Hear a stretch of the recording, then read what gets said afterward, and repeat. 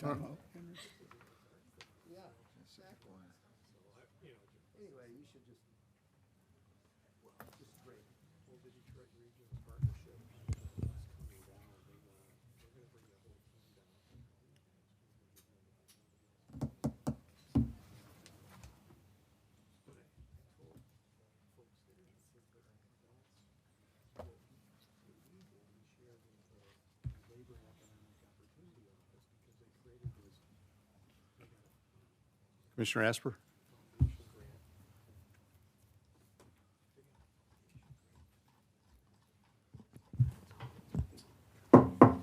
This meeting is now called to order. If we could have roll call, please. Commissioner Hoffman, Present. Commissioner Asper, Present. Commissioner Heinzerling, Present. Commissioner Lamore, Present. Commissioner Wenzel, Present.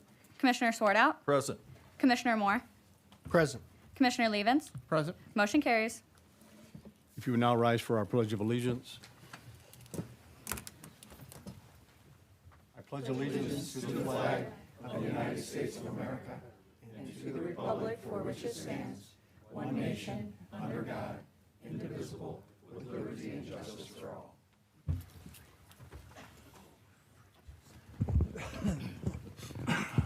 We'll now have our opening prayer.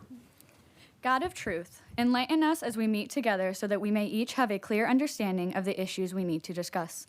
Give us clarity on our purpose for this meeting and what objectives we should accomplish in this meeting. May these objectives keep us on track and may they bond us together with a common goal. May these objectives drive each of us to actively participate rather than just passively listen. May this meeting be lively and productive and may the desired outcome be achieved. In your holy name we pray this. Amen. Amen. Now, if I could get a motion for approval of agenda, please. I'll make the motion. Moved by Swartout, supported by I'll support. Levens. Any questions on the agenda?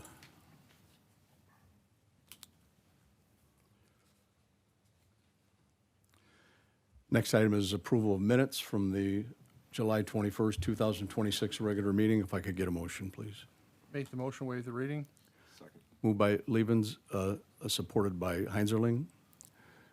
Any questions on the minutes, additions, corrections? Hearing none, roll call, please. Commissioner Asper, Yes. Commissioner Heinzerling, Yes. Commissioner Lamore, Yes. Commissioner Wenzel, Yes. Commissioner Swartout, Yes. Commissioner Moore, Yes. Commissioner Levens, Yes. Commissioner Hoffman. Yes.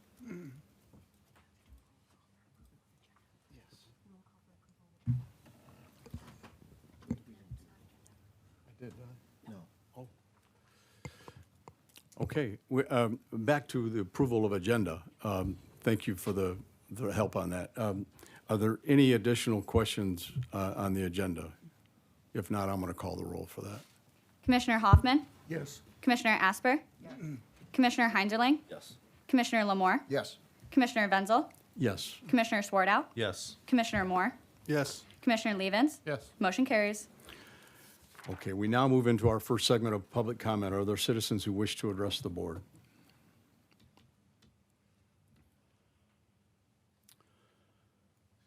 Seeing none, we'll move on. We have no resolution, special tributes, or presentations. We'll now move into finance matters. Item number one is payment of the August 5th, 2026 accounts payable current claims report in the amount of $946,351.10. Could I get a motion, please? Make that motion. Moved by Huffman. Support. Supported by Swartout. And I'll turn it over to Sue. Thank you. On page number 1, vendor number 10670, Advanced Drainage Systems, Inc., it's drain project costs paid through the Drain Commission. Vendor number 50012, Enhanced Voting, LLC, it's election software annual licensing fee. On page number 2, vendor number 70501, Granger, it's main jail maintenance supplies. Vendor number 111998, Kyle's Lawn and Landscaping. It's lawn maintenance at various county facilities. Page number 3, vendor number 140499, Northern Concrete Pipe, Inc., drain project costs paid through the Drain Commission. Page number 4, vendor number 510855, Title Check LLC. It's monthly parcel administration and title search fees paid through the Treasurer's Office. And on page number 6, vendor number 903819, Shoemaker Brothers, it's drain project costs paid through the Drain Commission, and that's the end of my list. Are there any questions for Sue? Hearing none, roll call, please. Commissioner Heinzerling, Yes. Commissioner Lamore, Yes. Commissioner Wenzel, Yes. Commissioner Swartout, Yes. Commissioner Moore, Yes. Commissioner Levens, No. Commissioner Hoffman, Yes. Commissioner Asper. Yes. Motion carries. Thank you.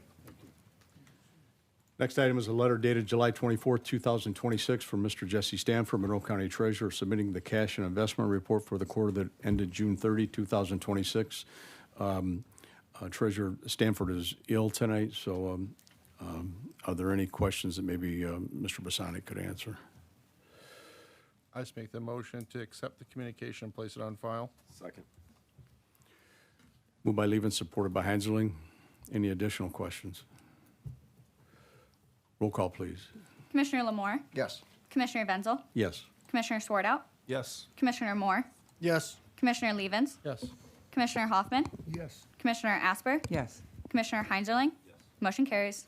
Moving on to the consent agenda, item 1, approval of non-claims. Letter A, check register dated July 24th, 2026, in the amount of $613,033.15. Item B, check register dated July 31st, 2026, in the amount of $513,889.90. Could I get a motion, please? Moved by Hanserling, supported by Huffman. Any questions on this motion? Hearing none, roll call, please. Commissioner Wenzel, Yes. Commissioner Swartout, Yes. Commissioner Moore, Yes. Commissioner Levens, Yes. Commissioner Hoffman, Yes. Commissioner Asper, Yes. Commissioner Heinzerling, Yes. Commissioner Lamore. Yes. Motion carries. Next, under communications, item 1, Operations Committee. The Operations Committee report of the committee from the July 30, 2026 meeting. The Operations Committee packet was included. Item number A is the retiree healthcare trust agreement revisions. Could I get a motion for this, please? So moved. Second. Moved by Levin, supported by Huffman. Are there questions on this motion? I did have some questions about, are we in the retiree healthcare? Just some of the changes here. There seems to be substantial changes. Is there anyone who can explain some of these to me? Yes. Rob App?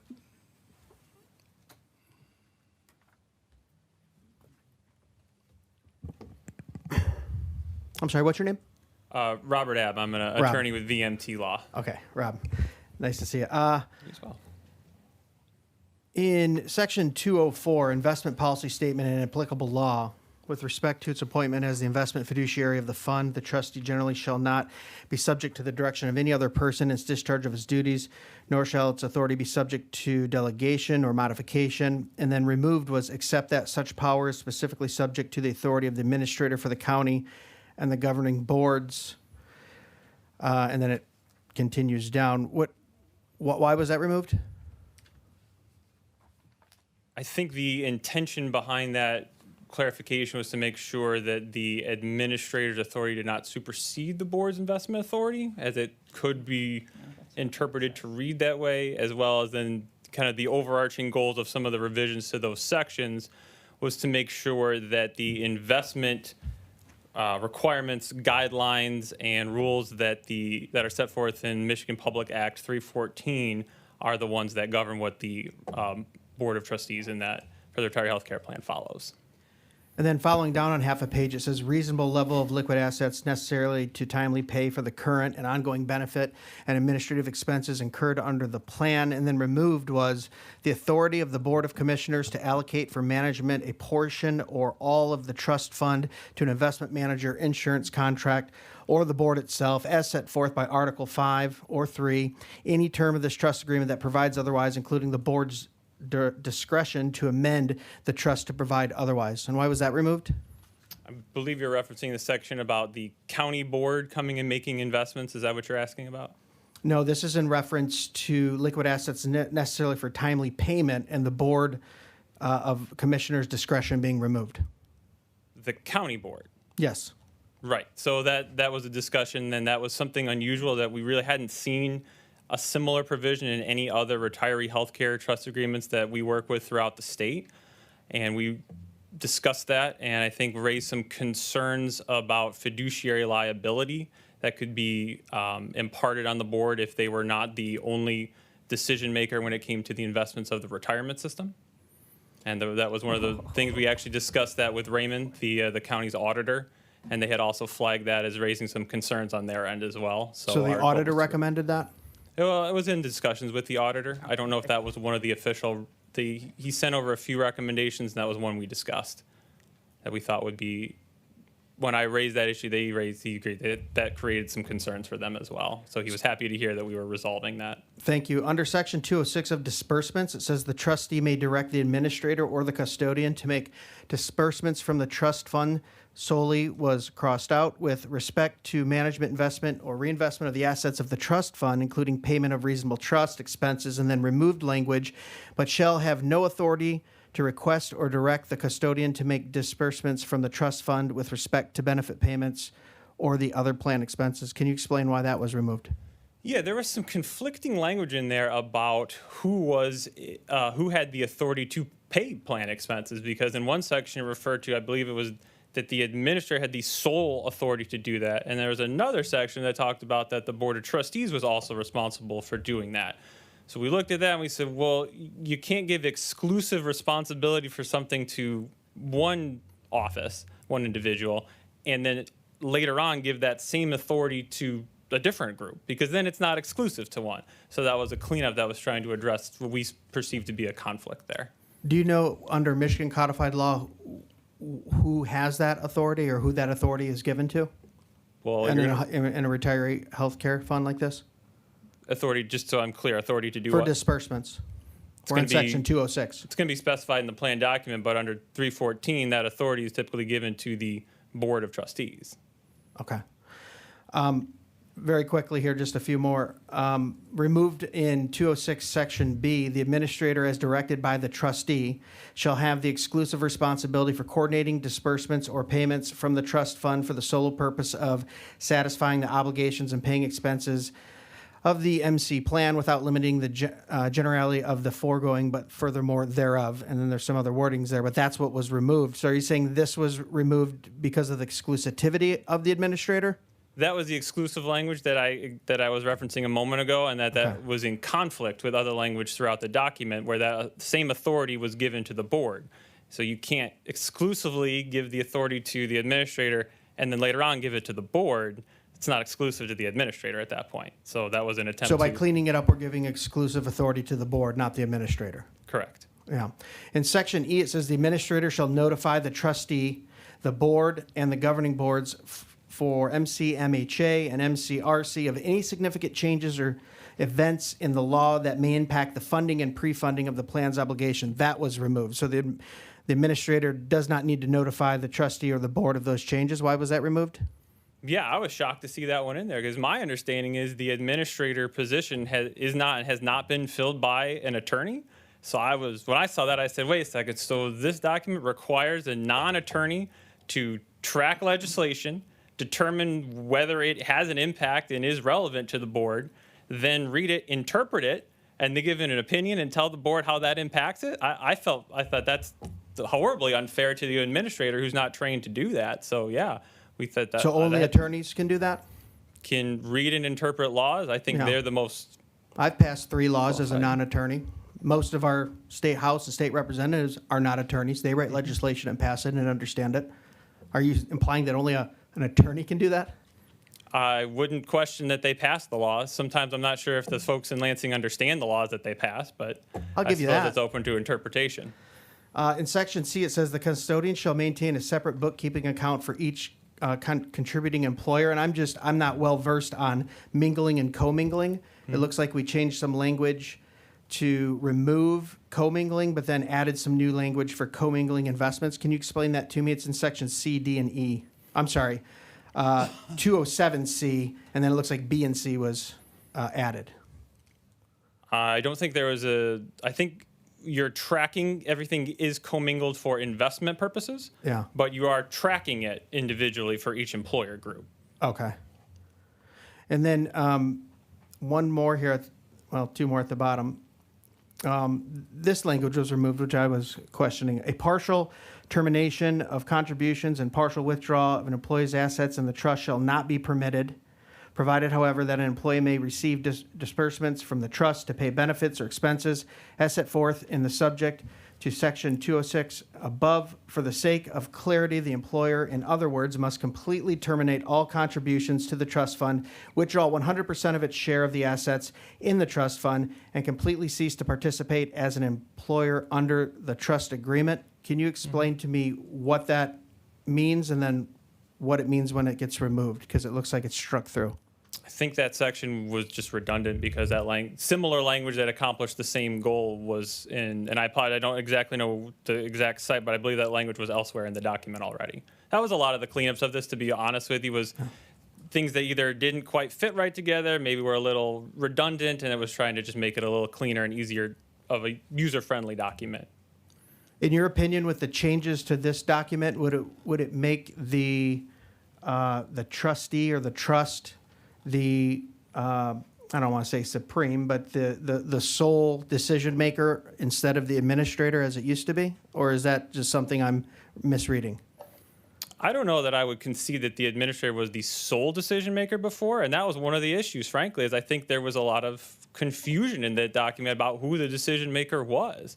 And I think this does seek to clarify that, and that the administrator has a significant responsibility, but that as again, with all the other retiree healthcare boards that I work with, that the ultimate decisions are for the Board of Trustees. Okay, thank you. You're welcome. Commissioner Asper. Yeah, I would not be comfortable with accepting this, having been on that board previously, and seeing that I was told certain things when I was on that board, and then I went back through and found out that indeed those were not true, and then that we had to make a modification in order to have Mr. Grodi on the board, and then just things that have gone on and things that have gone on in the background that I'm not really comfortable with this. There are too many changes to that for us to really be able to see what this will mean. And quite frankly, when I read it, it really ignores the fact that the Board of Commissioners hires our CFO, and that our CFO happens to be probably the #1 CFO in the entire state of Michigan, perhaps in the Midwest.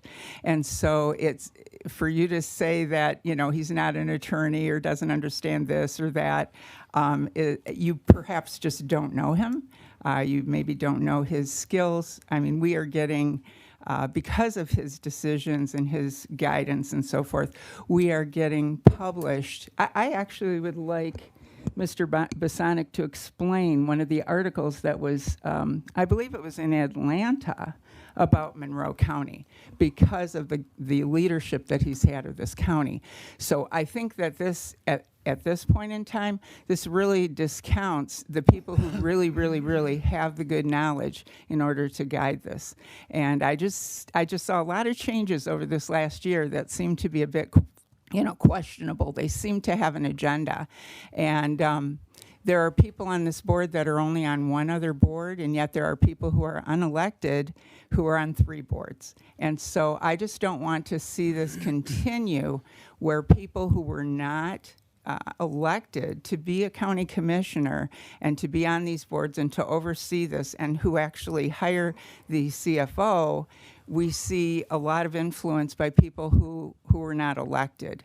And so I'm just really not comfortable with this. I mean, the changes that have been here, these need to be reviewed more thoroughly. And I also would like to see from now on, maybe we can change operations committee, because what happens is we get an operations committee meeting after our meeting or after our agenda meeting. And the number of people that are on it supposedly are 5 people. That's like a quorum of our board. So I'm getting off into another area, but I really would like to have Mr. Bosanic share, just for the audience, because they don't get to hear these things, the way that this county operates compared to most counties that are even in the Midwest, much less Michigan.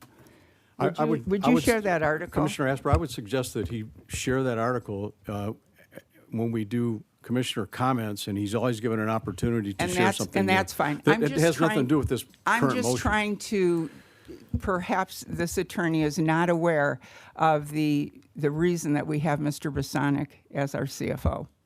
So, you know, just to say that he's not an attorney and we don't think we could, you know, trust him with this or that or the other thing. It looks to me like we have a lot of unelected people who are going to be having sole control of something when they don't. I mean, there's not even a requirement for some of those pieces of knowledge on that board. So Well- I'm just very uncomfortable with who would be doing that board. That's fine. I respect your comments. Are there additional comments? Commissioner Swartout. Well, I guess the last comment I have right now is, has this been reviewed by our council for input? These proposed changes? I mean, I realize we're getting these changes that have gone through, you know, different committee meetings and things like that, but I'd like to know if our council has reviewed this and has a recommendation for it. Yeah. No. So I have not, I mean, I've read these. This is the second or third time this has come up, so I have read these, but I'm not capable of giving an opinion about something that's as specialized as this pension material.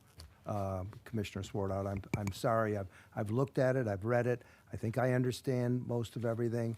I've been informed that most of these changes have been in the works for many years because there were inconsistencies, and I remember him saying, the attorney saying that should have reviewed this more often, maybe perhaps every 5 years or so, and this one has been ongoing for quite a long time. Now, I'm sure there are some specific things in here that most of it looked like changing of wording to me. I'm sure there were some items that were changed, such as involving the administrator, which have been brought up here. And there could be differences of opinion on that, but most everything I saw was just cleaning up the wording, is what I saw. But I'm not capable of giving a legal opinion on the, if this is going to meet the state law about having this kind of this retiree health care.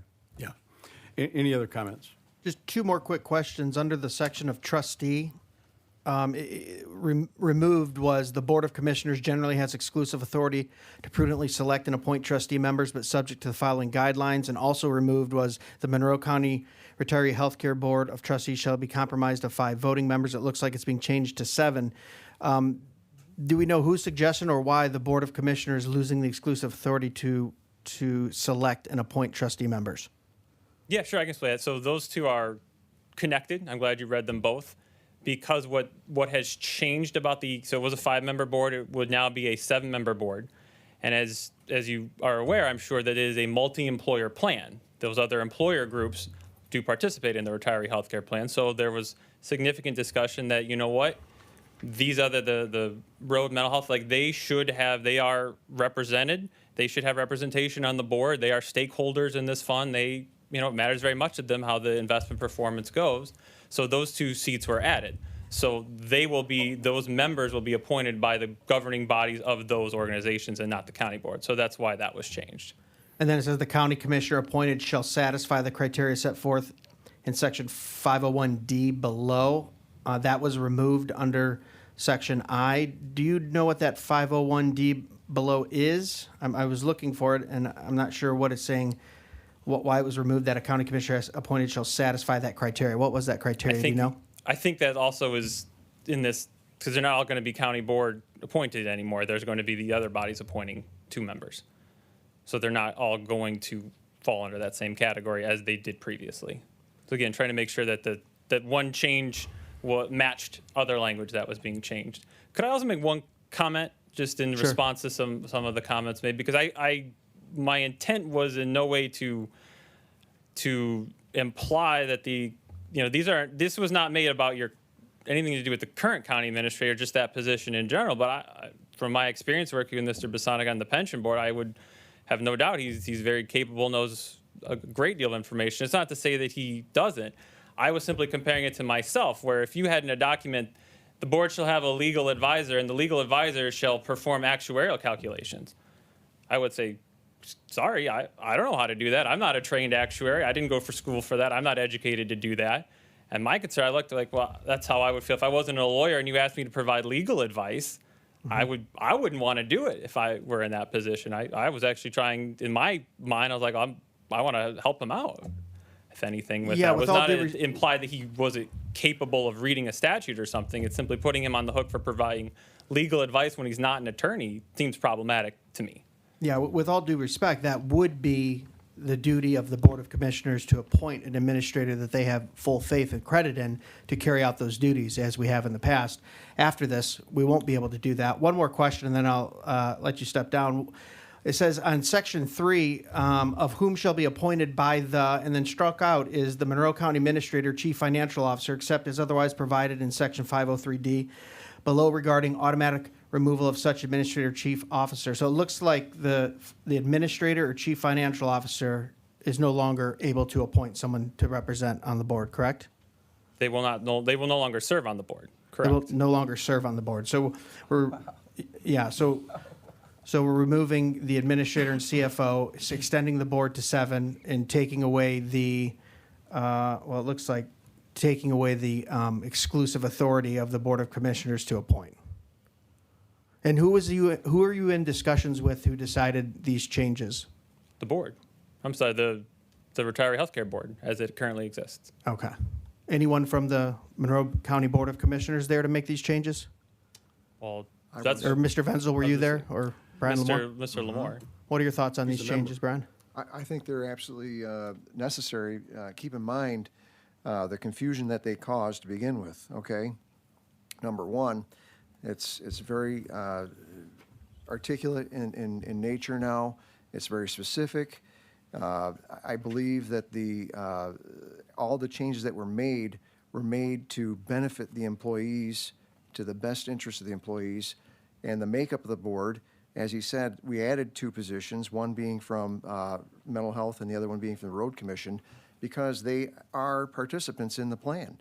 So I think that all these questions you asked are good, but all the changes that were made were necessary because we're basically keeping up with the times and not falling behind. This last time this was changed was probably over 2 decades ago. And this is mainly in response to that. And going forward, every 5 years there will be a review to this language, and I think it's necessary to keep it updated so that we can stay updated with what's going on in the real world. Right now, as it was written and as it is in place right now, it's very confusing and very discombobulated. The changes that were made not only by our attorney for the board, as well as our auditor, Raymond. And these were things that they saw as a necessity. As a matter of fact, Raymond asked to participate in these changes, the auditor. And the reason they did that is because they wanted to make sure that there wouldn't be any issues for their audit for the upcoming years. And these changes allow these to be very straightforward and clear.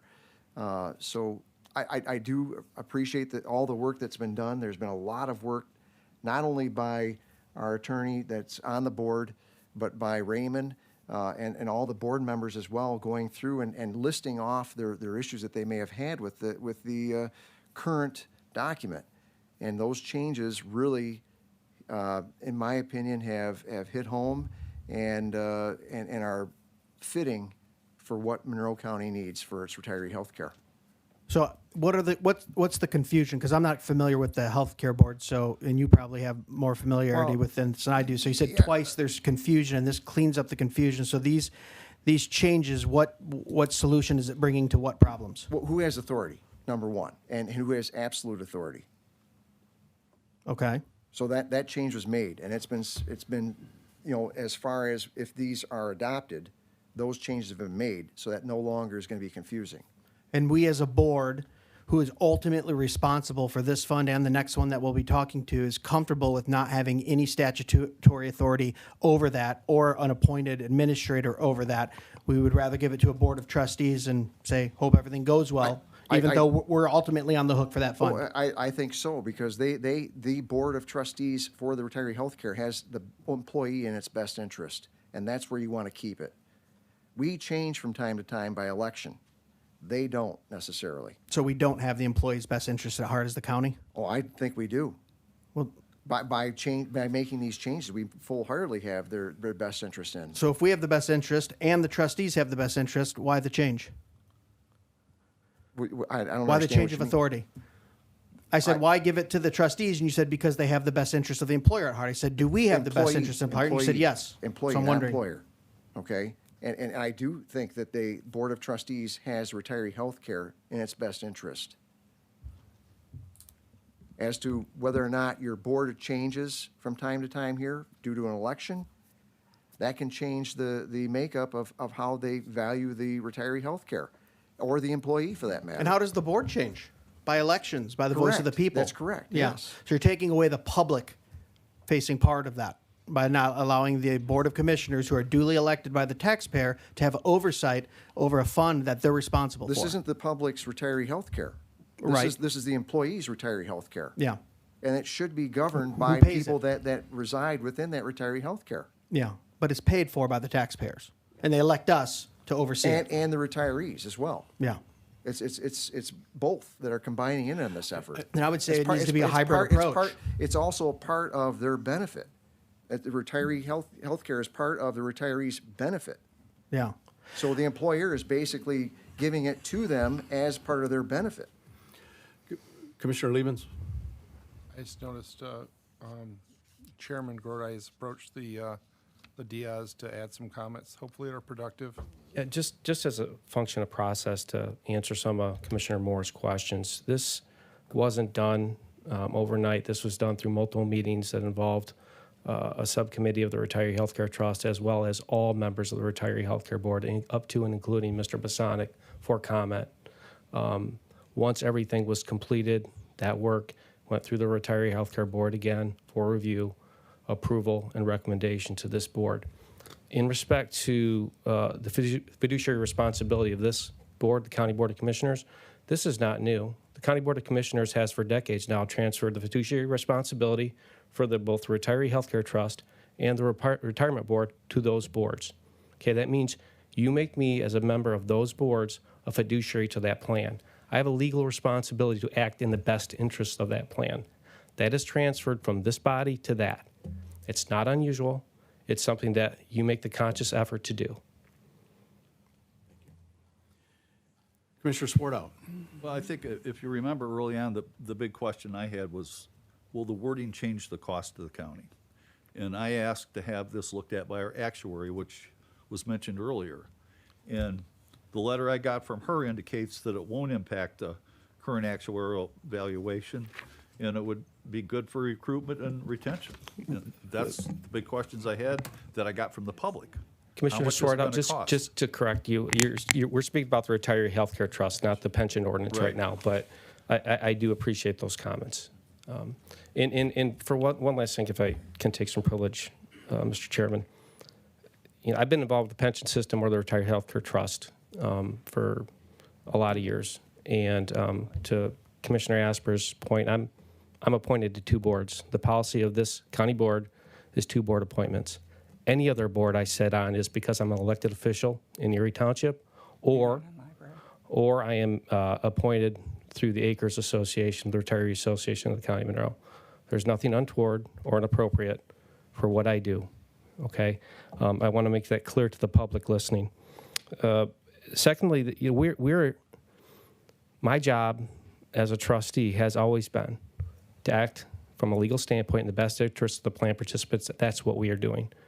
We are investing millions and millions of dollars for 750 retirees, 700 active members on the pension side, and hundreds of retiree healthcare members and their plan beneficiaries, and the taxpayers of Monroe County, because we have to make good decisions to help drive down lower costs for that, to that end. I think we have identified things in the trust agreement that gave us concern. In particular, the Road Commission and mental health boards represent about 30% of the assets of that trust agreement. It's a $165 million pot of money, okay? They needed a voice at the board. That's what was given. Not in intent to go after the CFO or any nonsense like that.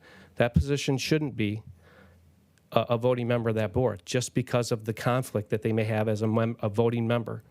There was too much exclusionary responsibility held in that seat. And I agree, Commissioner Moore. I wouldn't take anything away from Mr. Bosonic and what the value he's given to the trust agreement. But I would also note that this started with Charlie Londo, okay? And for the last 20-some years, you guys haven't paid one bill out of the Retiree Healthcare Trust. Now, if we're taking millions and millions of dollars every year, putting them in a trust agreement, and just investing them modestly, looking for a 3 to 4% interest return, there's going to be a huge chunk of money. And everybody on this board, including Mr. Bosonic, going back to Charlie Londo, deserves a huge round of applause to the taxpayers of Monroe County, and I'll tell you why. We're one of the very few retiree healthcare trusts in the state of Michigan that is fully funded, okay, that has not taken on significant debt. Oakland County, yeah, we're 100% funded. Yeah, but they have a huge note. They took on a huge municipal debt to do that. We haven't done that. So right now, we can pay all the bills for the trust agreement in perpetuity until the last retiree unfortunately passes and every bill will get paid. That's a great thing. All we're looking at to do with this trust agreement is to improve it, make us more efficient, and take away the responsibility, not from Mike Bosonic, but from that position. If I had that position, I wouldn't want that responsibility, okay? Because it's too heavy. It lies, that you guys transfer that responsibility to us as trustees. And I'm gonna tell you, the people on that board, as you know, Commissioner Asper, take that responsibility very heavily. So it's your position that right now, the administrator position may have too much power or too much say or too much authority as it sits now. Yes. But then also in your other breath, you say, well, we're fully funded. We took it from 25 to 110% under that same authority and power. So his reward is you don't get to sit on the board? But the reason that you took it to that funding level, again, is not because of the exclusivity of that position. It's the fact you didn't pay any debt service at all. You didn't pay any bills for decades out of that trust agreement. If you're not paying bills and you're putting millions and millions of dollars away, you're eventually get to the point. What would you guys do? You'd budget $5 million a year for retiree healthcare costs. You'd spend $3 million, you'd take $2 million, put that right into the trust agreement. Kudos to every administrator, including Mr. Bosonic, that started that process, okay? But that was simply a function of the process. That funding level, doesn't lie solely with that position or any person. That's for this retiree healthcare trust board has been around for decades. Dozens of people have sat on it. It's been manipulated before in the past. Judge Brown was a city member of it. He got pulled off. Okay, this gives accurate representation and delves the responsibility where it should be, that you guys as a county board have distributed to that board and the retirement board. Hey, you know what? We don't have the expertise to do this. We're transferring that fiduciary responsibility to you. And you've collectively done that as a county board. So you budget 5, you spend 3, you put 2 back into the fund. Why does it feel like you said that in a negative light? What am I missing about that? It's not a negative light. I said you have kudos to everybody.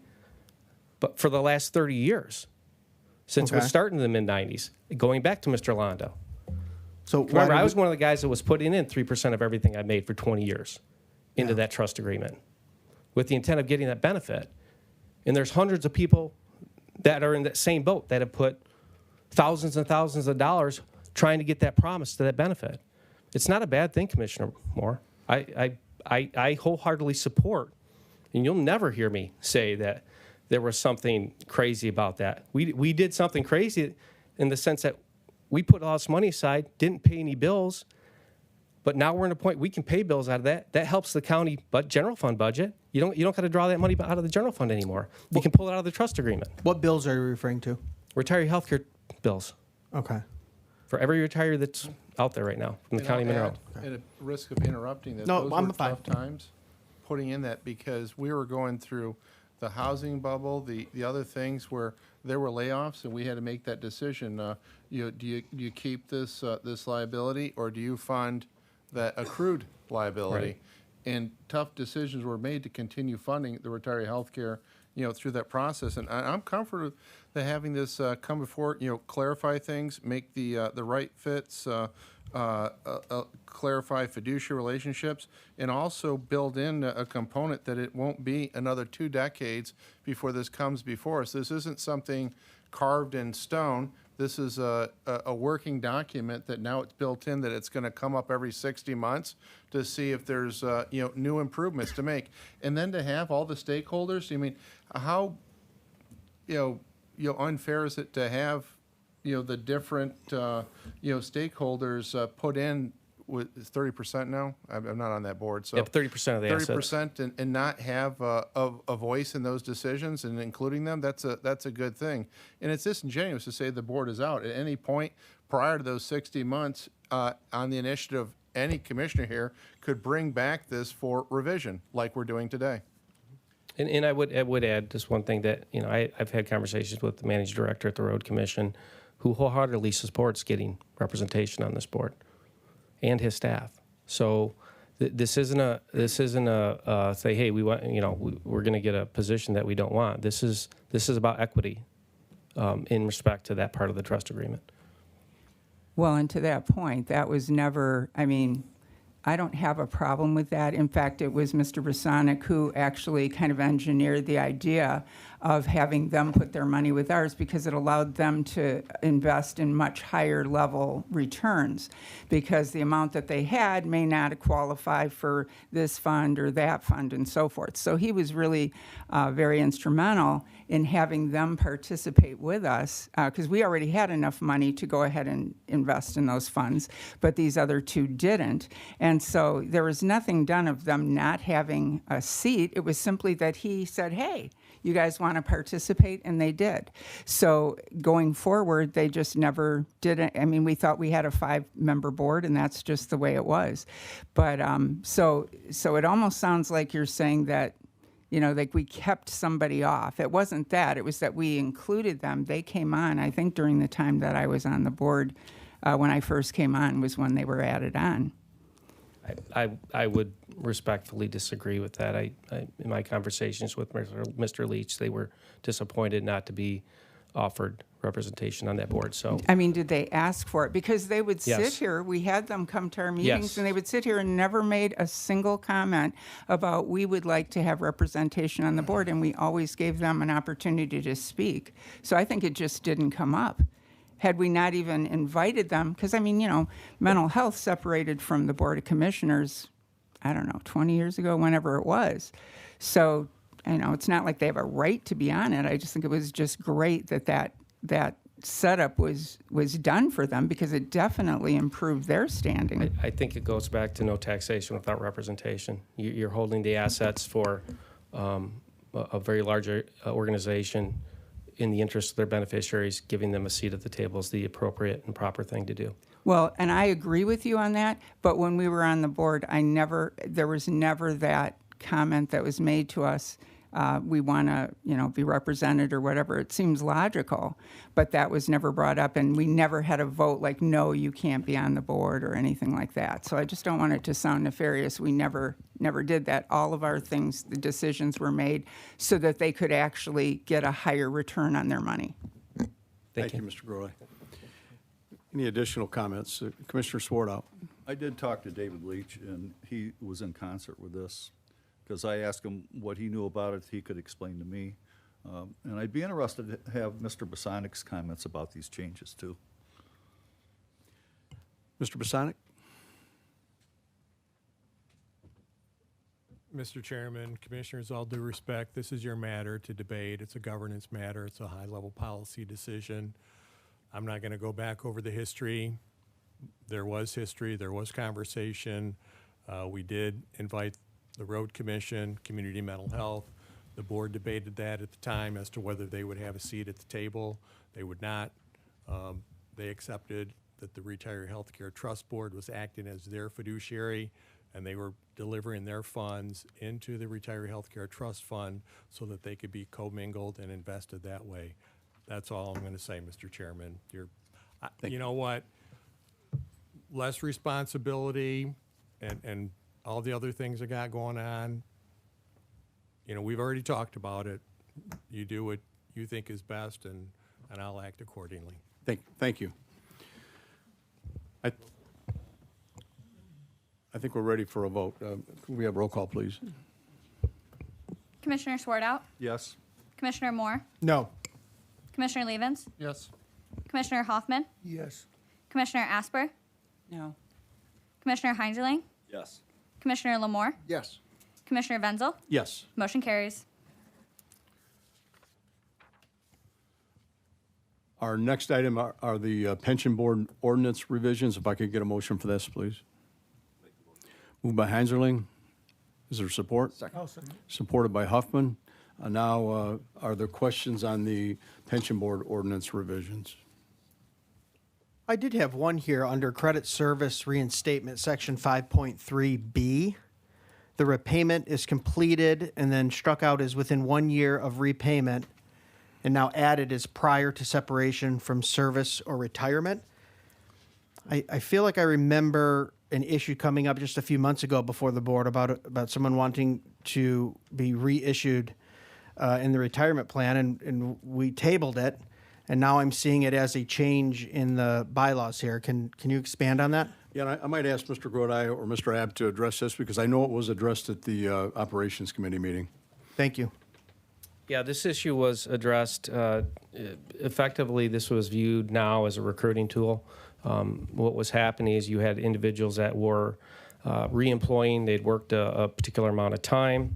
And to your point, yes, it did come up with one individual, but actually shed light on that issue as a more a global issue, that we did have people that have been employed in the past. The county Monroe would come in, and depending on the term that they worked and the percentage of their contribution, if it had been withdrawn, they only had a year to pay that back. In some cases, this would be $20,000, $30,000, $40,000, which was not economically feasible. And it's important to understand and recognize that the employer contribution on the behalf of that employee while they were working actually stayed in the trust, meaning it is a windfall to the trust for all intents and purposes, because you don't refund that money back to the employer, any employer with the plan, whether it's the County of Monroe, the Road Commission, or the library. That being said, it was deemed more feasible and, in fact, viewed as a recruitment tool to have people that had prior experience that wanted to work to say, hey, if you come back, you pay your time back. Here's the actual impact of that. You got to pay it back before you can retire. That, again, this was meant to be a cost-neutral proposal because you had to take into consideration that the assets of the county or the municipality that put that amount into while they're employed stayed in the system. So do me a favor and Steelman argument the 1 year rule, and then Steelman the new argument of no 1 year. What would be the benefits of both of those?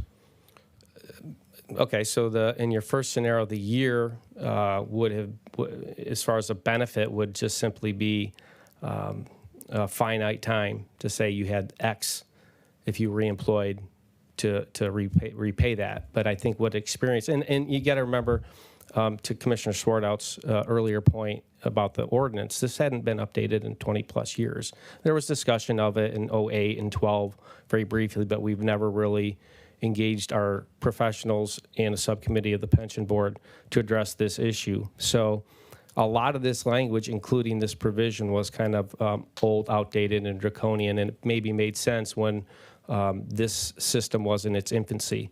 It's considered a mature pension system now in the state of Michigan, being over 50 years old and having over $300 million of assets. So to take a good holistic look at this language now to say, okay, is that really fair to have somebody who wants to come back, who wants to reemploy? We have a really good example of when you have people that, when the system got closed, they left, right? In particular in public safety. Well, they left because, well, maybe you closed the pension system or whatever internal reason that was there locally. But now they say, hey, wait, you guys reopened your system. Now there's not a penalty to come back.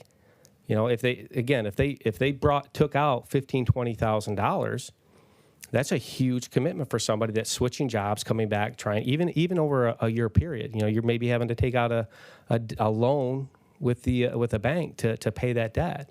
So to the second point, I really do view this as a recruitment tool, especially given the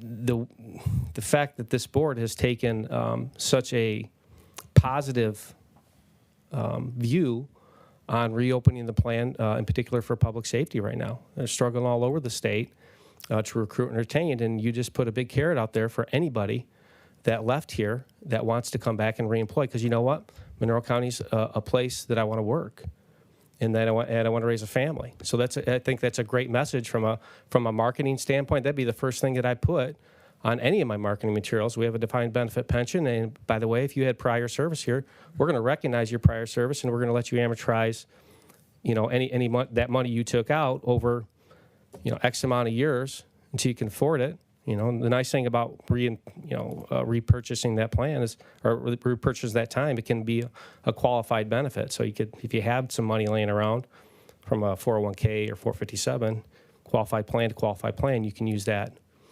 contribution, or you could set up a payroll deduction out of your employer with your employer. Well, maybe you can clarify this for me. A pension fund, we want to keep funds in it, correct? So we can invest those and hopefully grow those? It depends on your philosophy. We pay out $22 million of pension benefits a year. So if you're getting that pension check, you want to get paid. I understand that, but as the pension holders, as the fund, you want to keep that in there. This says prior to separation from service or retirement. So I could potentially take something out, or multiple employees, hundreds of employees, could pull money out of it and keep it for 10, 15, 20 years, and then right before they retire go, well, I actually want back in.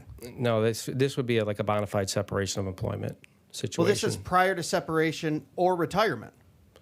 No, you're going to retire. Prior to separation, you leave, right? You leave. Well, no, it says retirement. Remember, it's an elective process. If somebody separates and they want to take out their, we have people that are deferred that left their money in.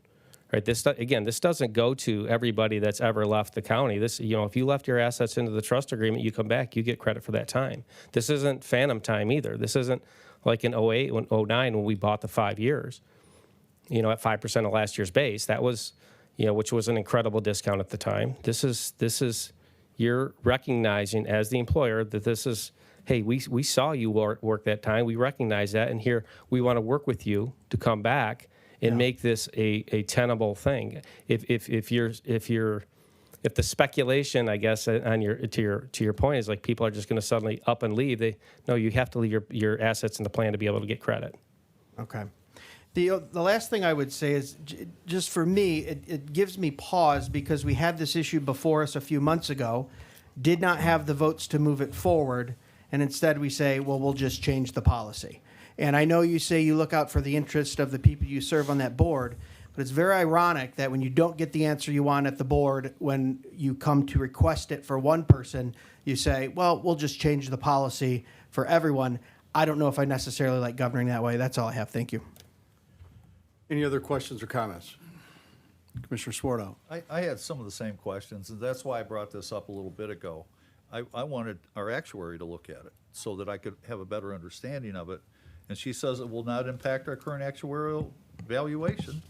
And she also goes on to say that it'll be a good recruitment and retention tool, which is what we've heard quite a bit. Okay. Any other comments? Commissioner Just Asper. one more. I'm just not really, I could see that it might be a recruitment tool for somebody who's, farther into the system, not a younger person. A younger person would want to be able to access their 401k or whatever, as opposed to, say, a pension. So, and I don't see that was what we found out when we did our very expensive study back around the time of COVID as far as what people wanted. So it seems like maybe there are some people that you already know about that want to do this. And so this kind of fits their situation. So we've kind of fit our governing policy to some people that we already know want to do this. And I really don't like doing things in that way because it just doesn't, it just seems like it's a little bit more, some favoritism or something. I just don't like the way that it came about. Could you share some objective data that states that young people don't want pensions? Well, you could go back to the study. They were not looking at pensions. They were, in fact, even if you look at young people signing on now, we had the same thing with mental health board. We offered to, increase the amount that we would share for, their 401ks and all that kind of stuff, matching IRA stuff. And no, they didn't. They wanted a bonus. They wanted the $1,000. They were actually willing to take $1,000 for something that would have been way more than that in a 401k for them. So most of them want portability. And so what you're doing with a pension is you're hoping that they'll stay here. That's what really the pension is about, because they don't want to lose the money that's already in there. But younger people, they want to be in a place where they can live and socialize and so on and so forth. But they want money right now. They want to be able to borrow against their 401k or this or that. They want the money now. With all due respect, that's just an opinion. Just like I have an No, opinion. that was. You can go back to the study. I have an opinion that's you can go back to totally the study. opposite of that. But I'll keep my opinion to myself. Well, you can go back to the study, and that's why we left pensions and went to 401ks. So. Well, they seem to be working right now. Any other questions? Roll call, please. Commissioner Moore, No. Commissioner Levens, Yes? Commissioner Hoffman, Yes. Commissioner Asper, No. Commissioner Heinzerling, Yes. Commissioner Lamore, Yes. Commissioner Wenzel, Yes. Commissioner Swartout. Yes. Motion carries. Next item is a letter dated April 2nd, 2026 from Sheriff Troy Goodenough requesting approval for additional funding for a sergeant position at a cost of $74,747. Could I get a motion on this? I'm going to make a motion, Mr. Chairman, that is based on the Operations Committee meeting deliberation with a little conditional to it. So the motion is to accept the communication, place it in file, and to approve an additional 2-month additional funding for a sergeant position at a cost not to exceed $30,000, with the request that this be brought back before the board within that same time frame to explore collaborative funding with the co-stakeholder being the school system. Is there support for that motion? I'll support that. Moved by Levin, supported by Huffman. Are there questions, concerns, comments on the motion? Who is the sergeant for? Is it like a resource school officer? Is that why Yes. you're bringing in? So what had happened, Yeah, maybe give me a little background actually, on I it. can't, I'm not the chairman anymore, so I'll stop it. No, go ahead. Yeah, as far as the resource officer goes, this is the sergeant position for the school resource officer, basically the managerial position for all the school resource officers throughout the county. Okay. It was funded by the ISD. ISD was noticed that the current person, Jason Miller, is retiring. They decided to hire him back as their personal security person, and they said, we are no longer funding that position. So it was up to us to either fund it or find a way to find that managerial position for the school resource officers. So what we're doing tonight, and what Commissioner Levens is suggesting, is that we pay for the first 2 months and have discussions with the school systems to see if they'd be willing to buy into the program, and as well if there's any grants out there that may be able to fund it as well. I like the idea, Commissioner Levens, but with him going back right over there and now they have what they need, why would they want to pay for what we have in the county? And I'm going to speak bluntly. I Okay. felt it an extortionary move. We're going to take your SORs, we're going to take your school resource officers. We like that. And that has a system already established in place that takes advantage of when we need those resource officers in the school during school time. And then it breaks into the component when they don't. When school's out, they're going to the various township, the rest. Bedford has a hybrid. Other school districts have let's call it a 33-66 arrangement. And what transpired was everyone loves that resource. There's tales abound of the great things they do. They prevent, they encourage, wonderful, wonderful programs.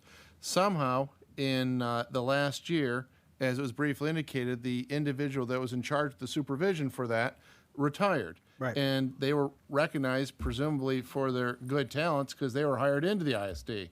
and that left a vacancy that didn't have the contract that we have in place with the different schools for the supervisors. So we're left with the the deputies in the schools without that supervision component that ISD said, well, we're not going to cover it, and kind of leaving us with our hands tied because you got the folks without the supervision. One of the proud things that we can boast is so few lawsuits and other things because we have our procedures and protocols and all those wonderful things that prevent problems. Preventing problems, not putting them out, if you will. So I'm recognizing that schools, unfortunately, when the fair comes, that means school's on its heels. That we need to have this in place. I'd like to get. I'm not going to support something that is not going to have the supervision component, but at the same time, I also want to have some collaboration. I want to have the other stakeholders. So this just developed. We got to have a Band-Aid to get us the next 60 days. We've hired on a grant writer. That component maybe go back to the schools. Have a solution because even as it is, this is only to get us to the end of the year. 2027, this comes up, and there may be some other rubs with that. So if this comes back as sergeant, it's not command, does that mean it's a permanent position through the collective bargaining agreement, other things? So we just need to make sure we cover our responsibilities in the interim, and this isn't a matter of result where we're just going to pay it and not worry about it because it isn't something that entirely benefits the county. It benefits the schools, and I've spoke to some different school board members, and I ran this by, and they go, "Well, I wasn't aware of this. We recognize the importance of SROs. If somebody came to us, this township, the rest, and I'm speaking Whiteford, Bedford, and some of the other ones, we would gladly participate with it. So I think this is an opportunity, that we can all make it financially work together. So that's why." And I want to apologize. Under Sheriff Joe Hammond came up, and I want to give you a chance to share your I'm thoughts. here for any questions. I will share that in addition to, so at the time that this happened, we also, I'll take a small amount of credit for helping to restructure our agency to more efficiently run it with when that sergeant position was eliminated, it was time to restructure that. We, under our current model, take us back a couple months before this retirement, before this agreement was terminated. We had a lieutenant supervising our traffic services division, civil division, animal control, and records. So we had a total of 16 employees that he was supervising as a lieutenant. The sergeant was out at the ISD, was supervising the 12 SROs plus a DARE officer, so 13. When this happened, I said, well, what we need to do is a lieutenant over traffic services isn't really appropriate. We pulled that lieutenant out of there, we intend to put that sergeant back into traffic services. Now that lieutenant is going to oversee traffic services, our detective bureau, the civil division. I'm sorry. Let me take that back. He's going to oversee the traffic services sergeant, the detective bureau sergeant, the records office manager, and then the 12 SROs and one DARE officer. In addition to that, what goes on countywide is that lieutenant supervises the school safety initiatives, but also the countywide mass casualty preparedness incidents. If you look nationally, yes, there are school active shooters within schools. There's those tragedies. They also occur other places, most recently in a Walmart, shopping malls, movie theaters. So he's in charge of those as well. So it's not just a school position, and it really wasn't, even as a sergeant. He did other things. ISD. He was in charge of those positions as well. I actually held that position when it was first created. And for 2 years, that's what I did. A majority of the time was spent with school safety initiatives and supervising the SROs, but I did also, those things transfer very easily into the countywide preparedness for any other mass casualty incidents. Now with this restructuring as a lieutenant, that position now can oversee and properly manage our traffic services division, detective bureau, and records divisions. So ultimately that lieutenant will oversee a total of 28 employees, 15 of them directly, but the 28 that he would oversee, including the three major divisions. So Just there's one- kind of a restructuring that comes with it, so it's not really. Thank you. Yeah, just one question for my knowledge. Why does it say April 2nd, 2026? Why is it 4 months later? I'm not sure. So who's been paying it since April 2nd? No, So the termination of the ISD agreement isn't actually until the 7th, Friday. Of This the- coming of Friday. August. Of August, yes. Okay. That was written in April in preparation of it once we were notified they were going to terminate their agreement. Okay, when was the letter submitted to us? It would have been Like just a April few days ago? No, April 2nd. I guess I'm asking, why are we just now discussing this well, it came 4 to months later? operations. We discussed it in operations. 4 months ago? No, just recently. I don't know why it's an April 2nd date, to be honest with you. I don't know. I mean, if it seems time sensitive, I'm wondering why there's a 4-month delay here between when it was issued and when we're talking about it. I don't disagree. Okay. I also support Commissioner Levin's motion on this. I do think there's some room for negotiation. When the ISD originally agreed that they would pay the full freight for this SRO sergeant, part of the rationale is that the ISD is open not just 9 months with kids, they're open 12 months, they're open all summer long, and that it was an important resource for them to have. In addition, that the SRO sergeant was then engaged in planning for the upcoming year, whether it be safety meetings with all of his SROs that are in the individual buildings, all that kind of thing. So it was important enough for the ISD to say, well, we want him here 12 months out of the year and we'll pay for it. And so now that the person that was in that position retired, the ISD hires him back as director of security, and is just fine with bowing out of sponsoring the sergeant for the SROs. And so I have a little difficulty with that because they're the lead of all the other districts in the county. And so I agree with Henry that I think there's some room for negotiation whereby all the other 9 districts might say, we think it's important that we have a lead or two of these SROs. We need the sergeant position. We think we need it so much that we're willing to participate financially. And so I don't know what the split would be. I think there's room for negotiation, but I think we need to have a conversation with Dr. Monroe from the ISD too, to get his views and try to get his perspective on why it went this way. And so in the meantime, we don't want to go bare on this. I agree with the fact that we'll fund it for the next 2 months so that there is leadership with the SROs, that we will have a person in that position, but then we'll have time to revisit it and see if we can come up with a better negotiated deal. And you're saying 60 days in your proposal? 60 days from today? Okay. Commissioner Asper? Yeah, I just find this a bit awkward because they've basically changed the way that we do the policing and all of this. They've actually changed the setup of how we do that. So, I mean, we don't have any jurisdiction over him now because he's hired by them. I don't know, it just seems like we've got some doubling and over whatever, and I just, authority-wise, I just think that really made a very awkward situation for law enforcement. I'm not real thrilled with that decision, or the person who retired, actually. Well, I agree that we need to have some further discussion on this, but like I say, the responsible thing is to make sure it's funded for the next 2 months, and then we'll try to come back with a better solution. Any other comments? Roll call, please. Commissioner Levens? Yes. Commissioner Hoffman? Yes. Commissioner Asper? I'm sorry, did we come up with a flat figure? It's not to exceed 30,000. Not to exceed, okay. I took the Yeah. 75 divided by the 5 to get us to the end of the year, and because if I was good at math, I would have been an engineer and did something useful with my life, I rounded it to a safe number being 30,000. I just wanted to be sure, yes. Commissioner Heinderling? Yes. Commissioner Lamore? Yes. Commissioner Wenzel? Yes. Commissioner Swartout? Yes. Commissioner Moore? Yes. Motion carries.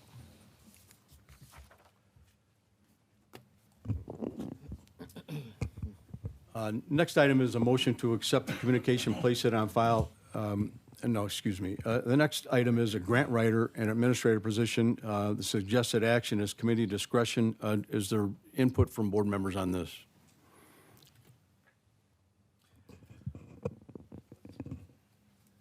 As far as the grant writer goes, yes, I believe that everybody was supportive of that position. And I think that we've basically come through and mentioned that we'd like to start the position at the beginning of the year in accordance with the budget, and it would allow for us to not have to amend the budget in order to take this person on. So I think we agreed that that would be the best Correct. recommendation And that was going going to forward. be to jump ahead for the boards and commissions compensation rates to take effect 2027 as well, putting Correct. in the median amount for that as well. And I lost my screen, so I think it was $50 per meeting or what it was. I can't remember the round number it was. It was based on the different committees as to what that amount was going to be. In counties, putting us right in the middle. Yes, it was based on the average median pay for each committee member. So just for clarification, do we have a motion regarding the grant writer position? I'll make a motion to move ahead with implementing the necessary steps that a grant writer be included for the 2027 budget. Is there support? I'll support that. Moved by Levens, supported by Lamore. And now are there questions on the motion? Do we have any of the details, how they get paid? Is it a percentage on grants funded? Is it a full-time job? Are they grants over every That department or wasn't- just certain departments, or? Yeah, I believe that was included in the last packet that we had at our last operations meeting, and I can get that to you if you wish, if it's not in here already. And Jason Berry is here if he's, or Jason, as well as our Human Resources Director, Jeff McNee. We'll turn it over to Jeff. We actually had it point factored and placed on our point scale. It came back as a 12, grade 12, so 65,000 to start and tops out about 78,000. And what's their duty? All grants of all departments of the whole county? There is Will they be writing grants for the sheriff's office, for the road commission, for us? Who? Well, there's a job description that was with it. You know, that is how we, you know, right now, the department heads, and Mr. Basanic can clarify if I say anything wrong, but the department heads lead the grants and those initiatives. So if this board wishes for this position, I would envision them working with department heads to continue the same process. They still have to, we have a protocol and a process with the county. They have to work with the finance department and so forth. So that's how I envision it, and correct me if I'm wrong on that. So you're envisioning it that they're assisting the department heads, or are they taking over the grant writing responsibilities in full of the department heads? Yeah, well, I would think that they're going to take over on it, but they'll work with the department. a clear pattern, no procedure protocol across the entire organization to take advantage, to explore and apply for these different grants. I mean, basically, it's saying whoever the director is that department that, you know, attended a conference, saw something cool, something that, you know, I'll just say a TikTok or something. Oh, that's a neat thing. Maybe I can explore it. That it'd be a more systematic, planned, educated, and followed through approach. I mean, that's going to be my charge for it, and it's going to be evaluated. I mean, after the calendar year, if we don't see the things, you know, because you know how grants, they come first, we give it approval to apply, and then it comes before us again to accept that grant. If there hasn't been any uptick, I mean, I understand it's going to take a period of time, but after 12 months, it should at least be a wash, minimally, right? Well, I'm not really worried about the cost. I am, but I'm just saying I was kind of more the job description. So they're assisting the department heads and on their own seeking new grants. Essentially, it's not like they're overstepping their authority in those departments. But I see it's collaborative. But but grant wise, they're the head grant writer essentially, or they can assist the department heads, and that's their full-time job at the county. Is that what you're saying? That sounds correct, yeah. Okay, thank you. Are they also then the ones that are also looking for grants, or is that primarily the department head who's looking for them? Is the writer Well, doing they're more just of the looking writing, for or it, are they applying looking it, for the them as whole- well? The whole thing, the job description had it, the ability to utilize the tools and the education, sophistication, not only to, apply for them, to look for them, I mean, Okay, to bring it home. okay. I just wanted to make sure they were going to do that too. Additional questions? Roll call, please. Commissioner Hoffman, Yes. Commissioner Asper, Yes. Commissioner Heinzerling, Yes. Commissioner Lamore, Yes. Commissioner Wenzel, Yes. Commissioner Swartout, Yes. Commissioner Moore, Yes. Commissioner Levens. Yes. Motion carries. The next item was on boards and commissions regarding compensation rates. Could I get a motion regarding that? Make the motion. Moved by Heinzerling, supported by Huffman. Any questions on the motion What is the motion? to, The motion is, Accept the recommendation from the Operations Committee and regarding the. I think Henry stated what the amount was going up to. correct, so the current boards of compensation, so I'm talking about Commission on Aging, EMA, Museum Authority, and the rest, they're predominantly $25 per meeting. The DHHS board is $75, the chair's $100, remuneration canvassing is $100. And so the proposal is to bring it within the mean of our comparable counties. It was a big research that Jeff did, so he had dozens, it was a whole page from Branch all the way to Tuscola County. And the mean was $50, average 55. So the proposal that Mr. McBee got to us was the mean 50. So it's going to go from 25 to 50, putting us with our comparables. And then the DHHS will remain the same, but remuneration and canvassing will each go up. Remuneration will go to 200, and canvassing will stay at 100 because that was in line with our other communities. What Thank about you. mental health? Mental health is its own deal. That's Okay, because they were talking about that too, correct. so. Yeah, just the DHHS. They said that we had to make a change in it. They couldn't make a change in it, so I wasn't sure.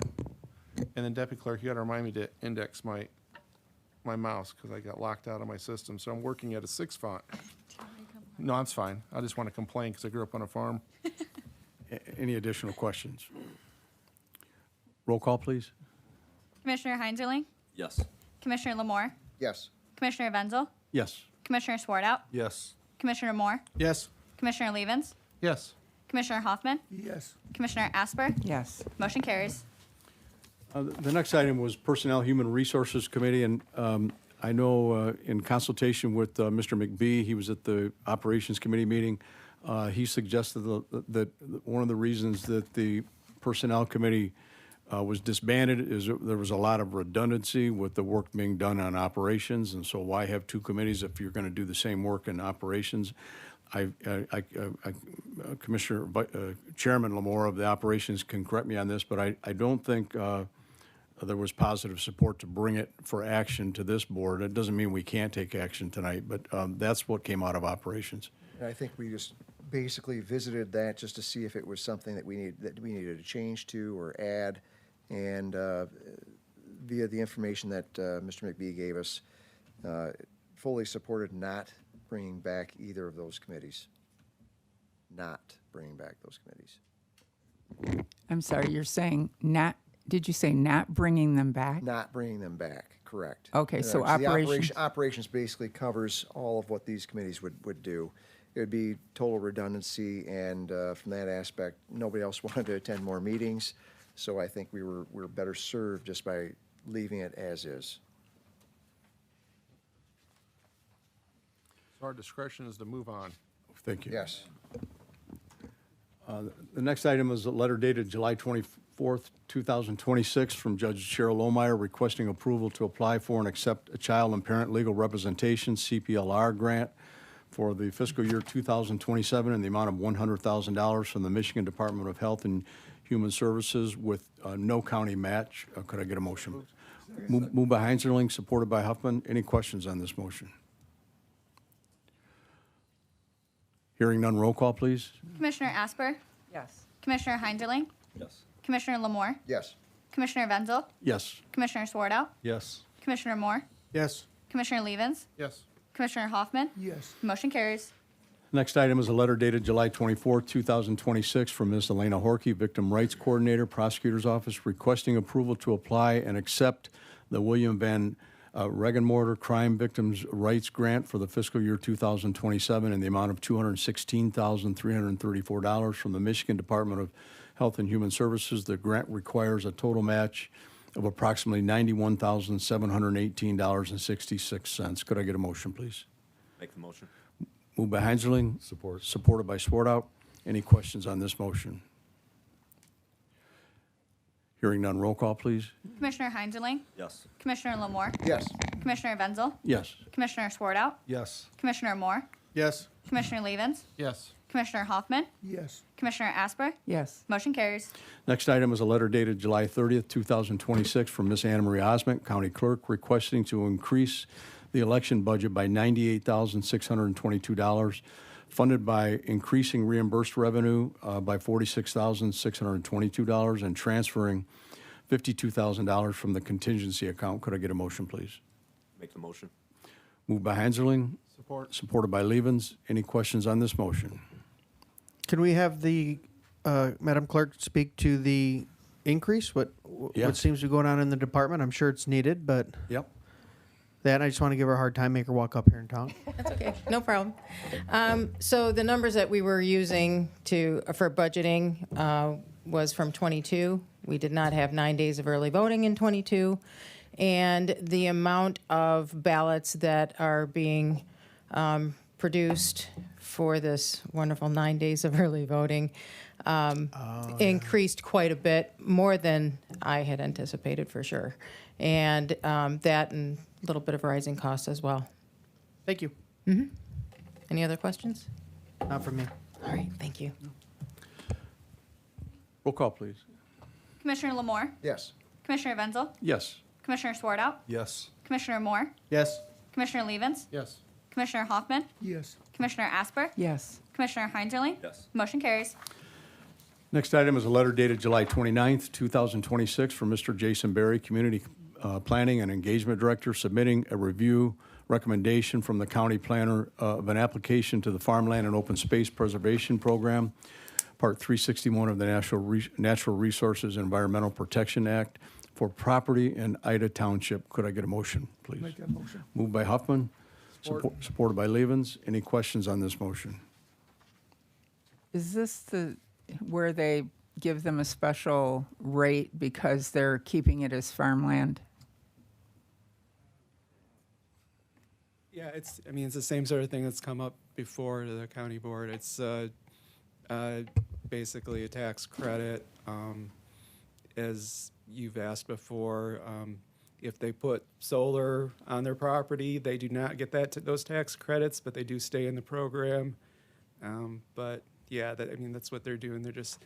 It goes anywhere from 10 to 90 years, and they get tax credits for preserving their farms, basically. Now, when did it get changed that solar, I was voting against it consistently because solar was considered part of it, and Rich and Whitmer had put that in, that was considered part of that ability to do that. So that is not now? They don't. No, it hasn't changed. It's the same. It's the same thing. They don't get the tax benefits if they. It's always been that way.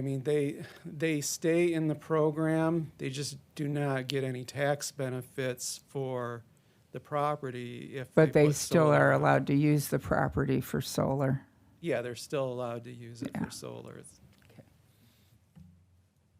that it? Any other questions? Roll call, please. Commissioner Wenzel, Yes. Commissioner Swartout, Yes. Commissioner Moore, Yes. Commissioner Levens, Yes. Commissioner Hoffman, Yes. Commissioner Asper, No. Commissioner Heinzerling, Yes. Commissioner Lamore. Yes. Motion carries. Next item is a letter dated July 28th, 2026, from Mr. David Benzel, Board of Commissioners Chairman, recommending Commissioner David Swartout as the Monroe County Community Mental Health Authority Board Commissioner representative for the remainder of the calendar year. Could I get a motion, please? Moved by Levens, Second.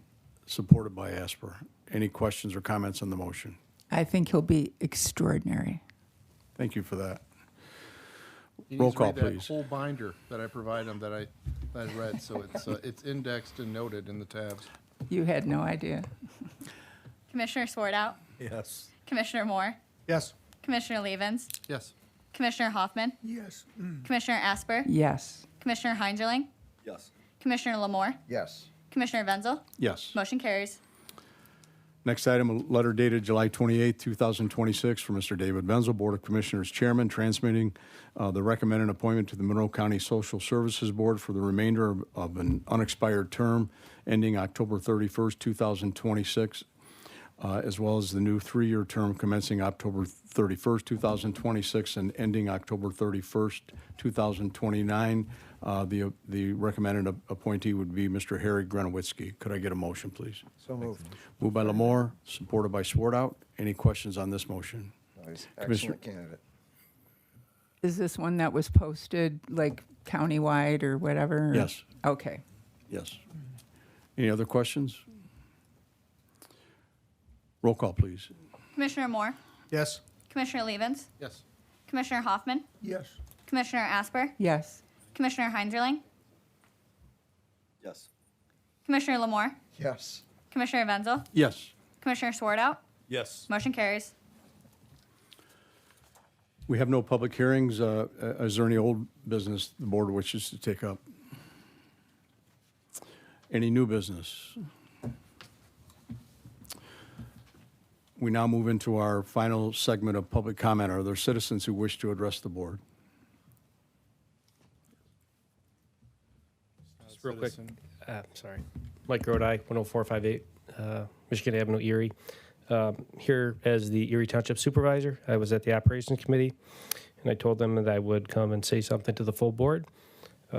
We were pleased last week to receive $8.5 million from the Michigan Economic Development Corporation to focus on the sewer expansion down South Dixie.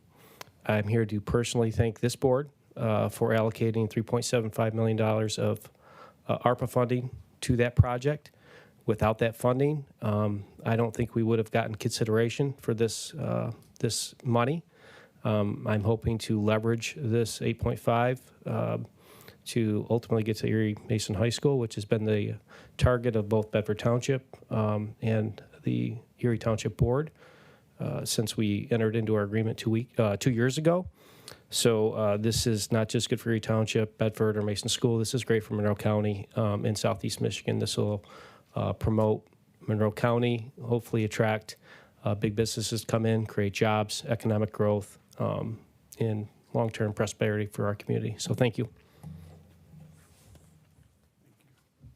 Any other citizens that wish to address the board?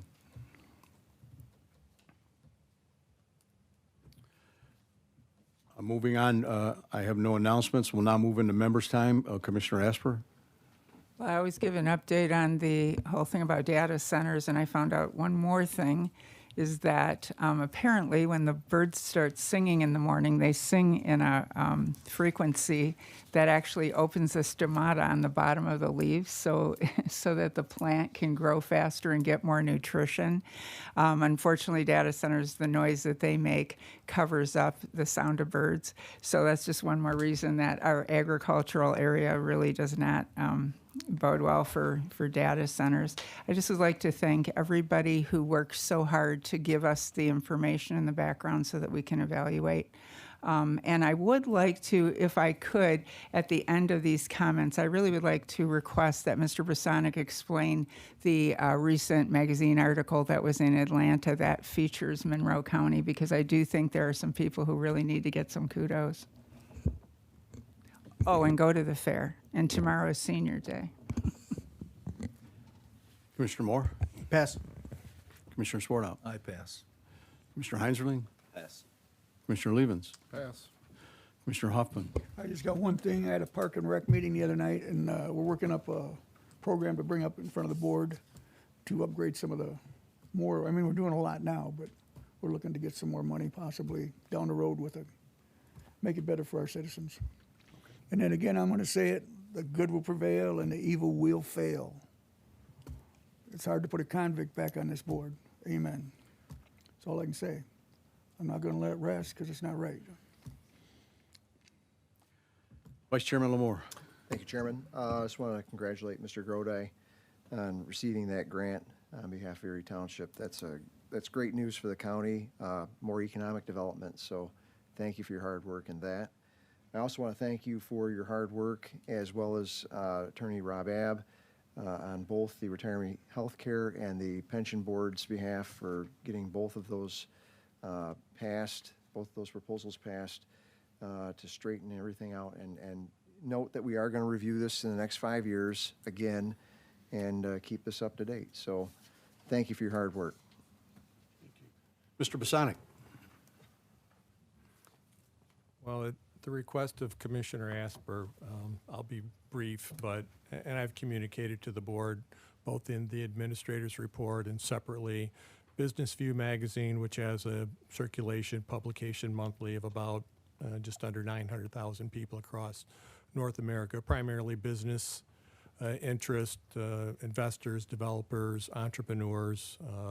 We were featured in the July article. We've been actually working on it for a couple of months now.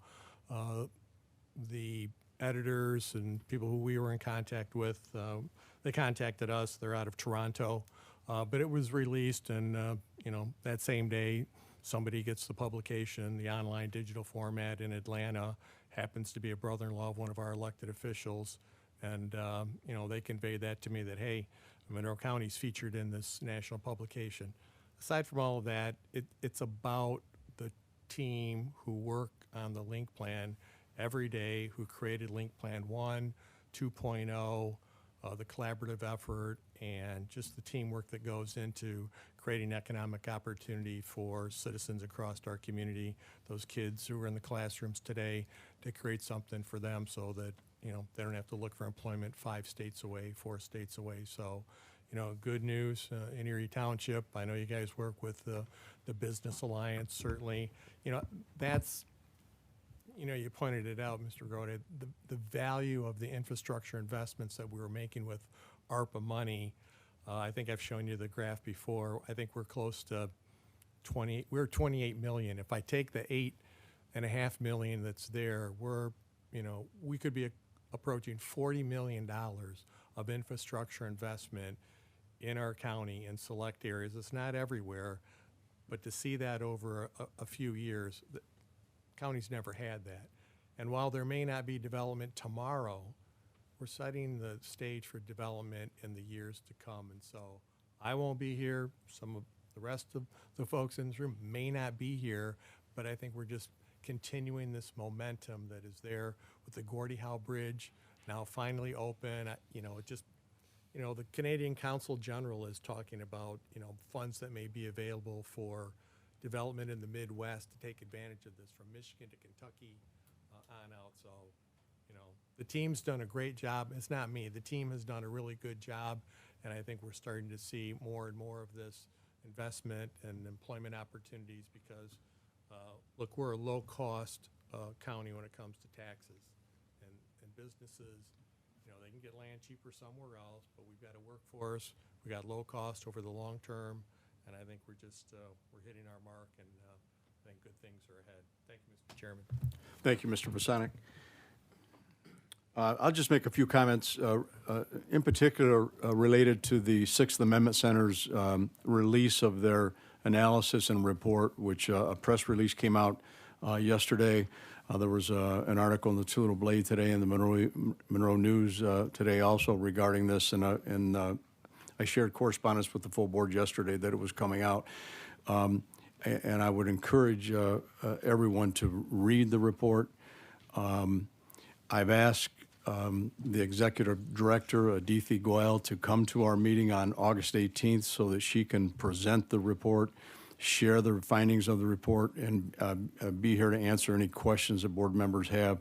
And then, shortly thereafter, then we'll have to make a determination as a full board regarding the recommendations from this report. And the recommendations, in short, are that we move to a hybrid public defender system for our indigent population. And so I just wanted to touch on it tonight, but look for her to be here to give a full presentation on August 18th. The only other thing I'll mention is I do very much genuinely appreciate the dialogue tonight, in particular with the retiree health care provisions and the ordinances for the retiree health care system. I thought the questions were very good. I think that all the dialogue was respectful, and it gave us an opportunity to make an informed vote as when we took it to a vote. So I very much appreciate that. As I stated at the last meeting, we're going into closed session regarding two matters. I'm very comfortable that when we come out of closed session, we will take on no new business, and so I will ask for a motion to move into closed session at this time. Make the motion. Moved by Swartout, supported by Huffman. Are we going to have our closed session here or retire to the? So, Mr. Chairman, I know you know this, we have to have the same motion twice, you know, one for the first closed session and one for the second closed session, and there's no reason why we shouldn't take both motions up in the beginning, because the same people are going to be in the same closed session. Okay. So two different votes is all. Okay, so under the first closed session, are there any questions or comments or concerns before we take the vote? Hearing none, roll call, please. Commissioner Hoffman? Commissioner Asper? Commissioner Heinzerling? Yes. Commissioner Lamore? Yes. Commissioner Wenzel? Yes. Commissioner Swartout? Yes. Commissioner Moore? Yes. Commissioner Levens? Yes. Motion carries.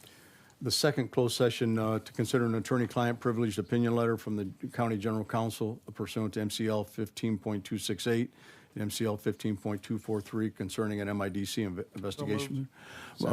Moved by Levin, supported by Lamore. Any questions on this motion going into closed? Hearing none, roll call, please. Commissioner Heinzerling? Yes. Commissioner Lamore? Yes. Commissioner Wenzel? Yes. Commissioner Swartout? Yes. Commissioner Moore? Yes. Commissioner Levens? Yes. Commissioner Hoffman? Yes. Commissioner Asper? Yes. Motion carries.